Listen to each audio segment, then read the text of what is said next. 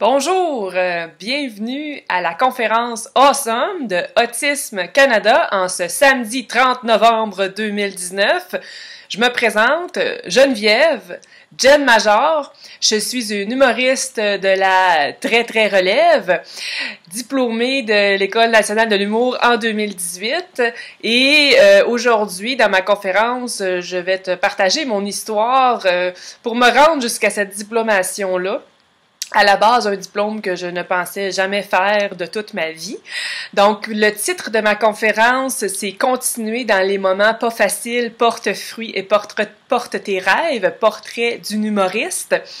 Donc, voilà, les moments pas faciles, oui, difficiles, mais les moments aussi pas faciles de faire un petit pas qui est facile à faire des fois et qui va nous amener plus loin qu'on aurait pu le croire.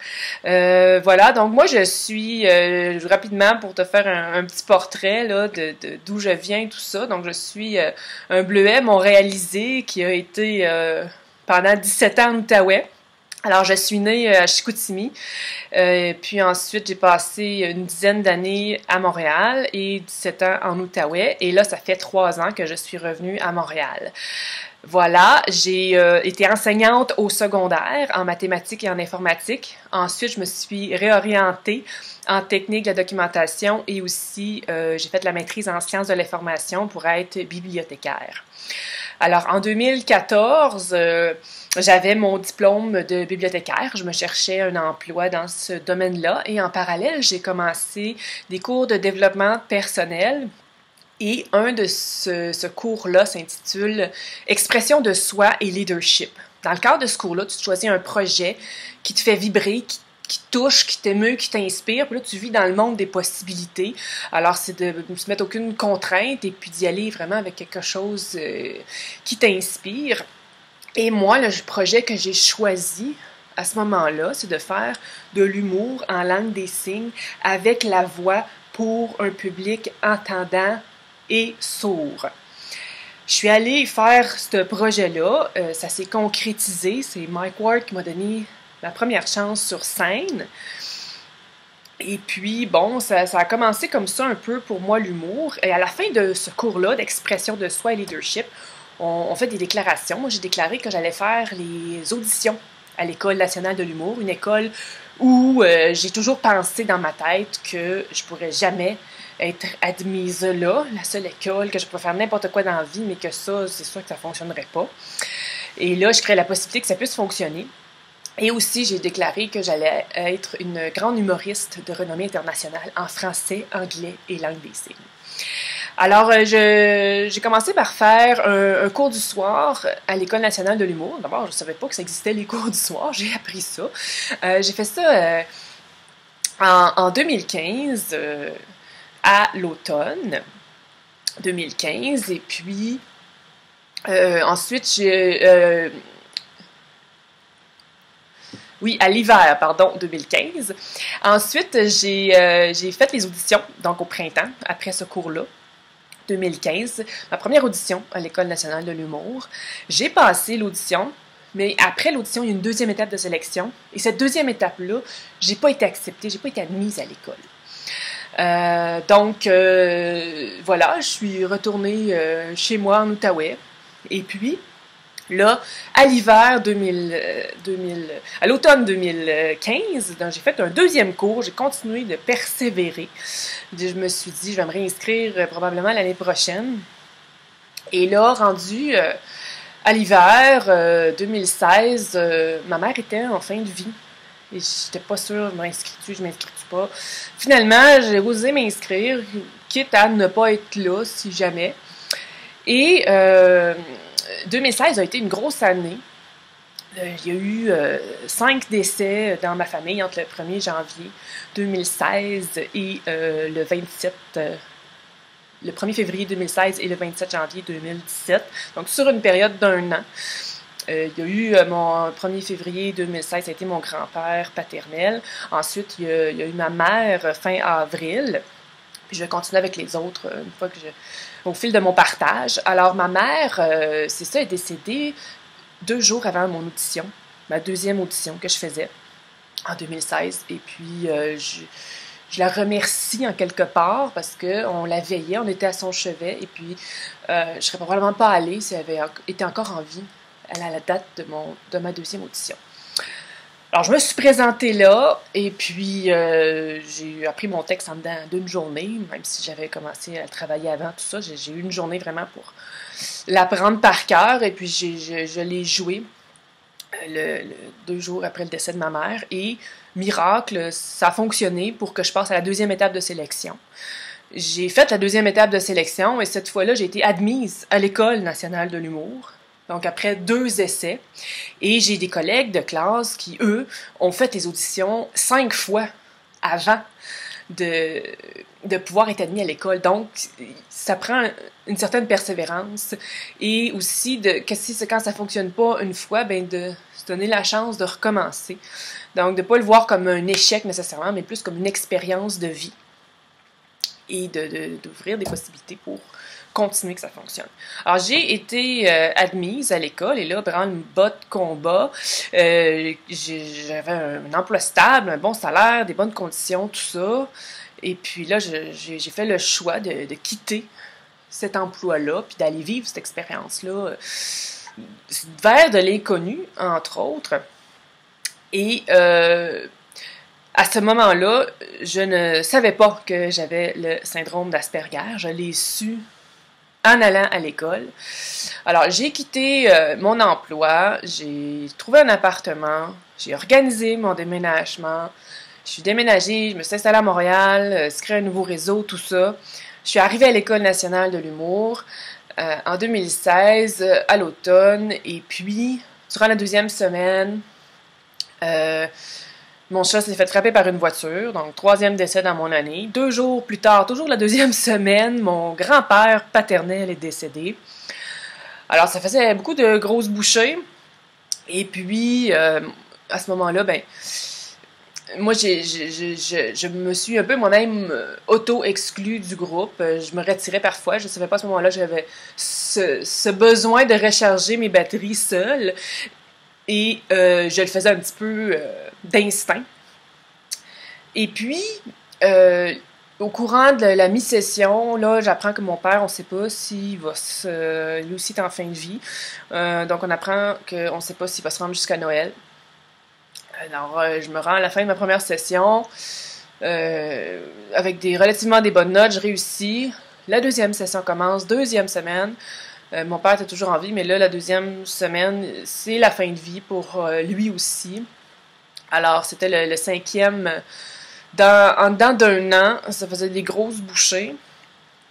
Et puis, ensuite, vers la mi-février, j'ai un collègue de classe qui vient me voir, il me dit « Geneviève, je pense que peut-être que tu aurais le syndrome d'Asperger. Je t'invite à aller voir ce reportage-là à Banc Public avec Guylaine Tremblay. » Et puis, on s'en reparle. Bon, il m'a pas bien présenté ça avec tact et tout, là. Moi, j'étais focus sur finir ma session. Avec tout ce que je vivais, j'étais pas trop prête à faire une démarche. Mais bon, après, ça a pris un petit peu de temps avant que j'aille voir le fameux reportage. Mais après quelques semaines, j'allais le voir, puis je lui ai revenu. Puis je dis, ben, je me reconnais dans quelques traits, mais tu sais, c'est quand même pas toi qui vas me diagnostiquer. Il va falloir que je fasse une démarche sérieuse, puis j'étais pas disponible pour ça à ce moment-là.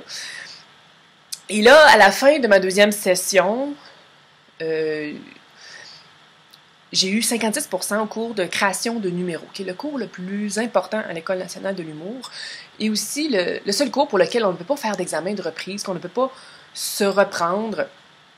Alors, je me sentais un petit peu l'herbe coupée sous le pied, un peu sans moyen, puis j'ai demandé à voir bien de où ce 56%-là. Je n'ai jamais vu la grille d'évaluation associée à ça. J'ai eu une justification verbale. Geneviève, on ne croit pas que tu as la fibre de l'humoriste. Et puis, donc moi, j'étais bien débinée de ça. Je suis rentrée chez moi. Et durant l'été, là, j'ai eu le temps, donc, de faire la démarche pour savoir si oui ou non j'avais le syndrome d'Asperger. J'ai contacté la clinique Autisme et Asperger de Montréal et la psychoéducatrice qui s'occupe de l'horaire de Normand Giroux. J'ai parlé avec elle et puis elle m'a partagé l'histoire d'un monsieur qui a su sur le tard aussi qu'il avait le syndrome d'Asperger. qui a étudié en traduction. Il lui manquait un cours pour finir son diplôme. Et c'est un cours, justement, qui demande de faire des travaux d'équipe. Et là, une fois qu'il a eu son diagnostic, ça a remis en contexte toute l'affaire et puis ils ont pu trouver des mesures adaptatives pour qu'il puisse compléter son cours et donc être diplômé. Et là, moi, je me suis dit, ben moi aussi, je veux ça. Pas nécessairement être sur le spectre de l'autisme, mais compléter mon diplôme. Et donc, j'ai fait les démarches et ça s'est avéré positif que oui, je suis sur le spectre de l'autisme et que j'ai le syndrome d'Asperger. Et ça a remis en contexte toutes les difficultés que j'ai rencontrées à l'école, les commentaires des professeurs, puis aussi ma difficulté d'inclusion avec le groupe. Et donc, moi, ça m'a en plus ouvert un angle pour l'écriture humoristique. Je me suis dit, hey, je suis pas dans le même monde que tout le monde. Je suis dans mon monde, mais dans quel monde qu'ils vivent eux, puis dans quel monde que moi je vis depuis tout ce temps-là. Et donc, j'ai écrit un numéro là-dessus, sur le syndrome d'Asperger, et j'ai aussi écrit une lettre à la directrice de l'École nationale de l'humour et au directeur pédagogique là-bas, pour leur dire, ben j'ai eu ce diagnostic-là, ça remet en contexte toute l'affaire. Je m'engage à vous présenter un numéro d'humour là-dessus, puis sur la base de l'efficacité comique, bien, vous verrez si oui ou non vous acceptez que je fasse ma deuxième année. Alors, j'ai osé, et eux, ils ont accepté de me rencontrer et de voir ce numéro-là. Et toujours sur la base de l'efficacité comique, ils ont accepté que je vienne faire ma deuxième année. Alors, ça a été toute une aventure, ça n'a pas été de tout repos. Et puis, donc, j'ai pu être admise à nouveau. Et là, je vais te partager les outils qui m'ont été utiles à travers cette histoire-là pour en arriver là. Bien du monde. En 30 ans à l'École nationale de l'humour, je suis la seule qui a été remerciée, qui a pu revenir finir son cours. Je pense que c'est entre autres à cause des enseignements que j'ai reçus en développement personnel, puis des outils que je vais te partager maintenant, qui m'ont grandement aidé. Alors, le premier outil, c'est d'être conscient de nos pensées. Très important. Donc, nos pensées créent notre vie. Nos mots créent notre vie. Alors, pense à quelque chose que tu veux vraiment pour toi, quelque chose qui est positif, qui est lumineux. Et même chose avec les paroles, avec ce que tu dis. Je me souviens, durant ma deuxième session à l'École nationale de l'humour, bien, à un moment donné, j'y croyais plus à mon projet d'humour, et puis mes pensées sont devenues très négatives. Et j'ai probablement, comme ça, tranquillement, moi-même, créé mon propre renvoi. Et puis, à l'été, j'ai pris conscience de tout ça, j'ai rechangé mes pensées, puis j'ai fait non, c'est possible, c'est encore possible, même si ça m'apparaissait vraiment impossible et que ça aurait facilement pu l'être. Et grâce à ça, ben, j'ai créé l'ouverture, grâce à mes pensées, pour pouvoir revenir faire ma deuxième année. Et donc, à chaque outil, j'ai associé un vrai outil. À l'outil de la conscience des pensées, j'ai pris le pinceau, parce qu'avec le pinceau, on peut peinturer, on peut dessiner notre vie. Voilà. Ensuite, le deuxième outil, c'est le monde des possibilités. Alors, on crée des possibilités qui nous touchent, qui nous émeuvent, qui nous inspirent. La possibilité de la paix, de la joie, de la transparence, de l'ouverture. Et donc, l'outil qui est associé avec ça, le monde des possibilités, c'est la perceuse, parce qu'on peut percer des trous et voir de l'autre côté qu'est-ce qui est possible, qu'est-ce qu'on peut créer en faisant un trou dans un petit mur, aller voir de l'autre côté qu'est-ce qu'il y a. Oui, donc on crée des possibilités qui nous touchent dans notre cœur. Et il y a deux énergies sur la planète. Il y a l'énergie du cœur et l'énergie de la peur, l'énergie de la raison. Et la réponse, ben, c'est toujours ici dans notre cœur. Alors, y aller avec des possibilités qui nous touchent, nous émeuvent et nous inspirent. Le troisième outil, c'est l'outil d'une affaire à la fois, une affaire à la fois, une fois, deux fois, trois fois, FOIS, et aussi une affaire à la fois, FOI, donc y croire, que en notre projet. L'outil que j'ai associé avec ça, c'est le tournevis. Donc, une vis à la fois, une affaire à la fois, un pas à la fois et un pas facile à la fois. Pour reprendre mes mots du titre. Et donc, moi, souvent, je vois le sommet de la montagne, de mon Everest, et puis je me dis, ah, comment je vais me rendre jusqu'en haut? Et là, je me dis, ben, une affaire à la fois. Redescends tes yeux et vers tes pieds et quel est le prochain pas à faire pour t'enligner avec ta vision, avec le sommet que tu t'es visé avec ta vision de vie. Voilà, donc ça c'est pour le troisième outil, une affaire à la fois. Le quatrième outil, c'est vivre avec un non. Alors parfois on se fait dire non. Tu ne feras pas ta deuxième année. Il y a des noms qui font plus mal que d'autres, et dans ma vie, ça en a été un qui m'a fait très mal. Et aussi, de voir, donc c'est d'accepter le non, même si ça fait mal, et de continuer notre vie, et que peut-être que le non va devenir oui à un moment donné. Donc pour moi, un été plus tard, c'est devenu un oui, parce que j'ai créé cette possibilité-là. Et aussi de voir que quand on se fait dire non, souvent on le prend comme un échec, et on pense qu'on est un échec. Mais non, c'est ce qu'on a fait qui n'a pas fonctionné et qui est une expérience de vie. Alors c'est de le voir plus comme ça, comme une expérience de vie que de le voir comme un échec et de s'assurer que dans notre tête, on saisit bien que c'est ce qu'on a fait qui n'a pas marché et que ce n'est pas nous qui est un échec. Voilà, alors vivre avec un non, je l'associe avec les pinces parce que quand on se fait dire non, ça arrache. Voilà. Pour le cinquième outil, c'est prendre responsabilité de ce qui nous arrive dans la vie. Je l'ai associé avec une scie, hein, parce que si on s'assoit sur une branche d'arbre et qu'on scie du côté du tronc, eh ben, il faut prendre responsabilité du fait qu'on va se retrouver par terre, mais on peut aussi scier du côté où il n'y a pas le tronc, et là, eh bien, on va rester sur l'arbre. Donc, c'est nous qui devons prendre responsabilité de ce qui nous arrive.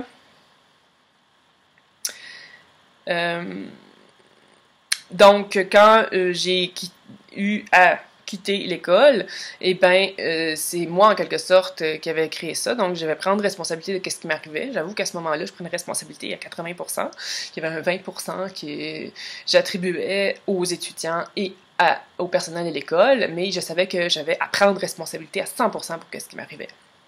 Et c'est comme ça aussi que j'ai pu garder une bonne relation avec l'école qui a quand même aidé à créer l'ouverture pour pouvoir revenir.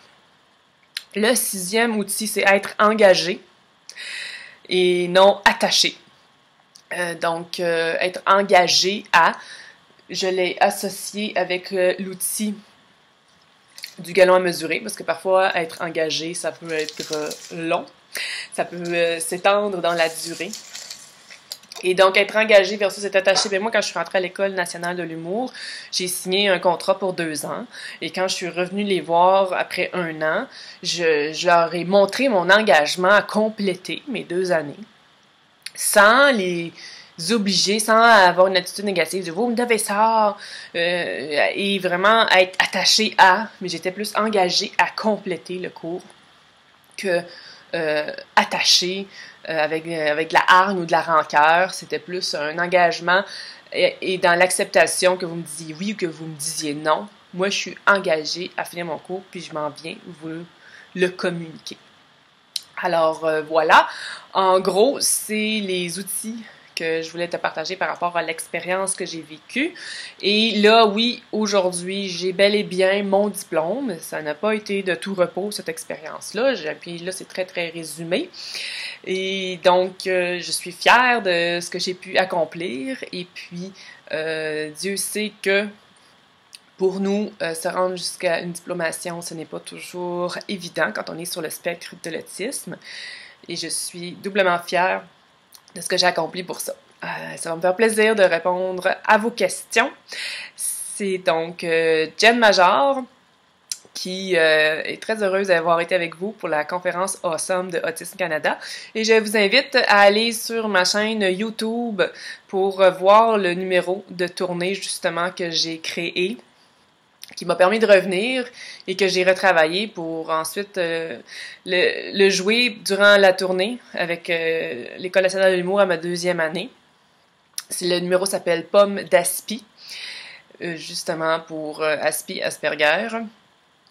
Et c'est ça, c'est disponible en ligne. Je vous l'aurais joué, mais là, devant un écran comme ça, c'est un peu spécial, c'est en public.